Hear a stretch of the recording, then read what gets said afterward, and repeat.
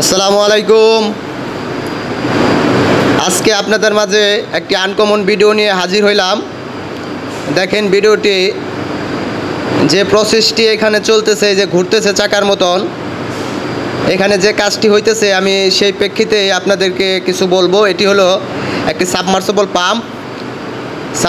Pump কীভাবে গাড়া হয় সেটি আমি আপনাদেরকে এই ভিডিওর মধ্যে দেখানোর চেষ্টা করতেছি। এটি হলো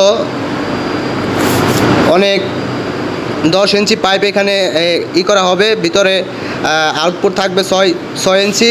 যাই হোক, এটি 500 ফিটের মতন আমরা গাড়বো, তো অনেক মোটা পাইপ। সেই কারণে এই প্রক্রিয়ার মাধ্যমে আধুনিক পদ্ধতিতে এই পাইপটি আমরা মোটরটি গাড়ার চেষ্টা করতেছি। যাই হোক, দেখেন আমরা কিভাবে কি করি। এই যে পাইপ যতটুকু ছিল, এখন এই যে পাইপ নিচের দিকে নামে পড়ছে, আমরা আরেকটু বাড়িয়ে নিতেছি।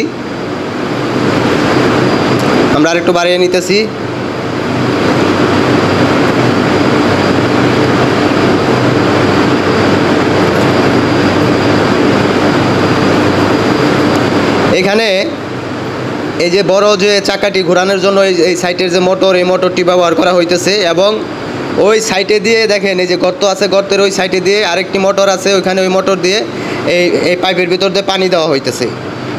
এই প্রক্রিয়ার মাধ্যমে এই কাজটি চলতেছে। ওই যে সাইটের মোটর দিয়ে পানি দেওয়া হইতেছে, উপর দিয়ে পানি পাইপের ভিতর দিয়ে নিচে যাইতেছে, এবং এদিক দিয়ে আবার এই পাইপের গোড়া দিয়ে আবার পানি বেরিয়েও যাইতেছে। এটি খুব সুন্দর একটি আধুনিক পদ্ধতি।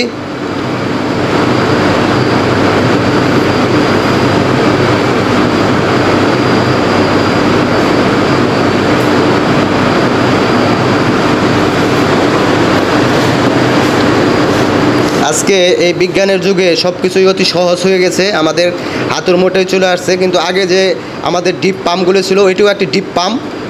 তো আগে ডিপ পাম্পগুলো অন্যভাবে করা হতো, কিন্তু বর্তমানে যে ডিপ পাম্পগুলো আমরা বিভিন্ন জায়গায় গাড়া হয়, সেগুলো দেখেন এই পদ্ধতির মাধ্যমে ফিটিং করা হয়, গাড়া হয় পাইপগুলো নিচে।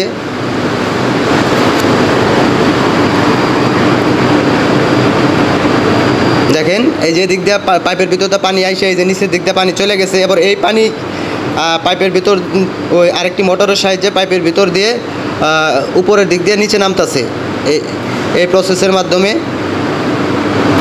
আমার এই ভিডিও দেখে যদি আপনাদের ভালো লাগে, তাহলে অবশ্যই এই ভিডিওটি আপনারা লাইক, কমেন্ট এবং শেয়ার করে দিবেন।